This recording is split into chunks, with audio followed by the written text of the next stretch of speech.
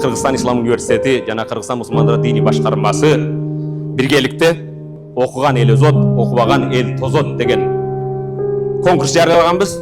3 китеп боюнча жогоруда айтылгандай 3 капият автомашинасын жана 40 районго 40 умра койгонбуз. Биринчи орунду алгандарга айтайын деген маселе, мени угуп жаткан, көрүп жаткан мекендештерим, бүгүн соцсет аркылуу баары көрүшөт, азиздерибиз, мүмкүнчүлүгү чектелген инсандардын берилип моундай китептерди окуп, коомдо ушундай жарышып, аракет кылып жатканын көрүп, кээде ден соолугу чың, алты саны аман болгон адамдарга кайрылам. Келгиле, уялалы, окуйлу, илим алалы.